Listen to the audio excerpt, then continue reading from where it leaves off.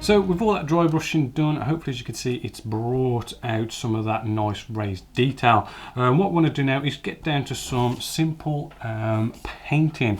For simple painting, what we want to do, getting out a nice palette just here, and what I'm going to use for our mass drivers is a Lead Belcher by Citadel. When it comes to actually brush painting, it is good to go out and use some proper brush painting type paints, using stuff like Vallejo, Tamiya, all these kind of paints behind me. A lot of them are nicely designed for airbrushing, but when it comes to brush painting, some of them work-ish and some of them don't, but I do like Citadel for that.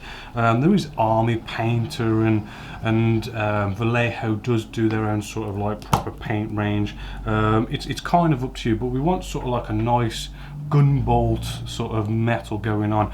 When it comes to using paint brushes, I do really recommend using Series 7 by Winsor & Newton. There is a actual product review of Winsor & Newton Series 7 on the Genesis Models website if you want to check that out, but really can sort of help your brush painting if you do. Then with just some water, which I've just got off camera, we can just dab a bit down on our palette here. Right, it is good to use distilled water. Right, even Games Workshop recommends you use distilled water because basically, this paint is looking rather thick. As you can see, that's pretty thick on the end of the paintbrush there. By adding that little bit of distilled water, we now thin it down to a nice paintable consistency. Right, so that when we sort of paint on our mass drivers just here, right, maybe get you out a little bit, it's going to get down nice and wet, right? Because if it goes down too thick, right, you're going to end up leaving behind some brush strokes, and if you leave behind brush strokes, it just makes it look not so professional, right? And as you can see, this Lead Belcher has some really good coverage.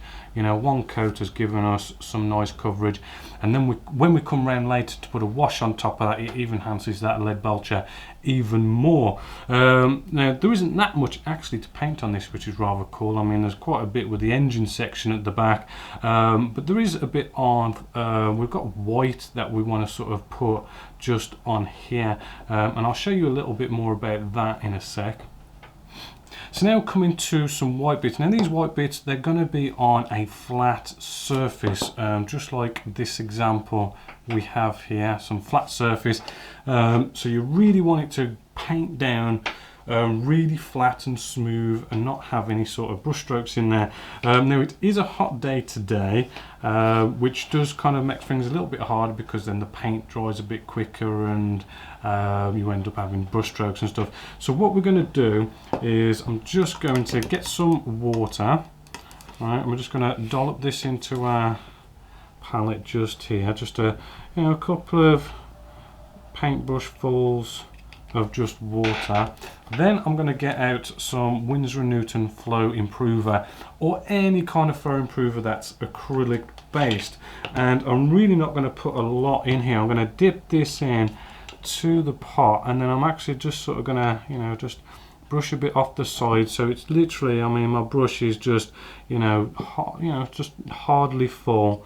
Right, you don't need a lot at all, and you don't want to be putting a lot of this stuff down either, and it just gives the paint that little bit more sort of flow to it, as well as there's a little bit of a retarder in there as well, so it slows down the paint drying time. So getting out our white scars by Citadel, I'm just going to sort of get a nice dollop or two of our white paint. Right, probably a little bit more. right? And you want this to be rather thin. Try not to worry about, you know, going off and getting some sort of, you know, great coverage within the first or the second coat. You know, it is white. White is a bit of a pain to have some good coverage, so just try and accept that.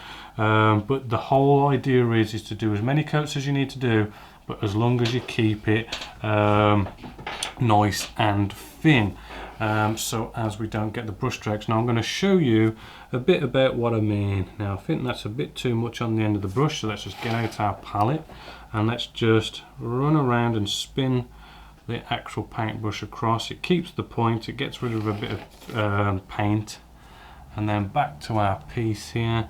Now we're just going to sort of paint this in and just carefully try and keep it to the lines. Don't worry if you sort of make a mistake. I mean, later on we can come back with the grey and do any touch-ups, just like I've just made a little mistake there. But this is the thing, I mean, because we're trying to be careful and get some nice straight lines, and it's a hot day, we are sort of playing with this a bit. And the longer we play with this, right, you know, basically the more the paint starts to dry, and then as you're sort of playing with this, eventually it starts getting thicker and thicker, and then you start getting some brush strokes start to appear, which if I just fast forward the camera, I'll show you what I mean. So I'm just going to bring you maybe as close as this camera will get us, maybe not that close, and you might be able to start seeing that, you know, as I'm painting this, because I've been touching it so much and it's a hot day, you know, I don't know where you could tell, but it is starting to sort of produce some brush strokes, a bit of streaking. You know, it's giving us that bit of a texture that we don't want. If that ever starts to happen, what you can simply do, dip your brush into some water, and before it really sort of dries, we can just rehydrate it, right? And it will start to, you know, if you haven't left it long enough to dry, if you left it too long to dry, this won't work. But I mean, if it's just start to show brush strokes, you get a bit of water down, right, and it'll just start to bring that back all nice and smooth. So all the painting on this has now been done. As you can see, just a couple of white dots where there's like life pods and stuff. I've come back with what we use for our dry brushing, the Administratum Grey. I've used that just to put some more panels just there, just to sort of give it a bit more life. But basically that is all the painting done now. What we want to do is now seal this in with a gloss coat. Recommended gloss coat I love to use is the Intermediate Gauzy Agent by AK Interactive.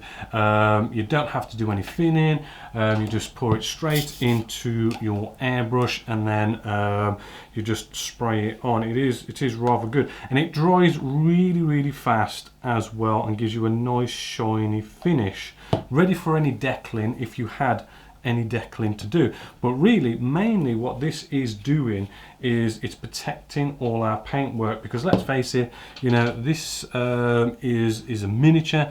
We're going to probably be playing it on the tabletop, and it just prevents you from scratching the actual paintwork. So rather good. Let's just get a kitchen paper towel down just to protect our surface, and just like when we did our first spray job with this, right, we want to do an initial light misty coat just to get started, nothing major at all the way around, really light and misty, right, so that you almost don't even notice it, and then you can literally press down the trigger, cut to air, and then start to put on normal light coats, which you could put down about 2 light coats, and that should probably seal it in rather nicely. And it also gets it ready for the next stage, which is going to be putting a wash on. Now that's all sprayed, we can have ourselves a little bit of a colour change and a bit of a tidy up. First off, what we want to do is clean out our airbrush. I have got some airbrush cleaner by Vallejo. I've used a lot of airbrush cleaners in my time, and I've really sort of settled on Vallejo's airbrush cleaner. It really is a good product. And then what we're going to do is going to pour it in to our colour cup. Let's bring you in a little bit closer, and then what we're going to do, I'm just going to temporarily take off the guard, right, although that is all locked into place quite nicely.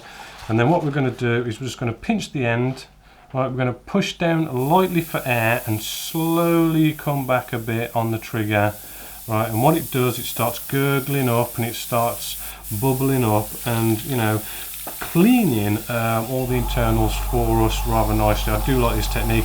You do have to be careful not to kind of like whack your needle all the way back like so, because it really starts to gurgle up and could spit up into your face and on your work surface, on your models maybe. Just a little bit, pulling it back, and it just bubbles up quite nicely and cleans that all out. Then you want to tip the colour cup upside down with the tissue, clean out the sides of the walls and everything. And what this is doing, any sort of little dried up bits that have been gurgled up and into colour cup end, we're going to pour them out and they're going to come out the colour cup end, rather than it trying little bits of paint trying to come out this end. So you might want to do that, you know, maybe once or twice, and then we can just start blasting through, keep adding some, blasting through, right, until, you know, the paint, until like the finish starts coming out all nice and clear. Or in the case of using stuff like gloss paints, just maybe sort of give it a little bit extra than you would, just so you can make sure, because you can't really tell when it's see-through. That is the airbrush basically all ready for the next colour or the next varnish we do. Next up, there is a product here which is the Masters brush cleaner. Really cool product to get your hands on, because when we're using paint brushes like Winsor & Newton, we want to keep these in good condition, and the best way to do that is whenever you've used your paintbrush, if you can sort of come along and clean them in this brush cleaner. There is a product review of this on the Genesis Models website if you want to go into more detail on how to use it and a bit more about it, so go check that out.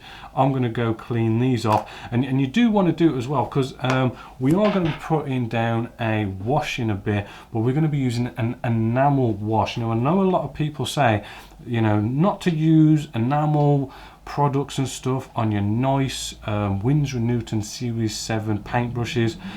In all honesty, I've had this paintbrush and I use this 00 paintbrush, and I've had it for like maybe 3 years now, and I've been using enamels, oils, you name it, I've used a lot. And you know, it really does, if you clean it, and make sure you clean it with our Masters brush cleaner, you know, it is lasting, and it's just like the day I've had it, and I'm not in any hurry to go off and do any replacing yet. So I'm going to now crack on with cleaning this, and then we'll move along with putting a wash down.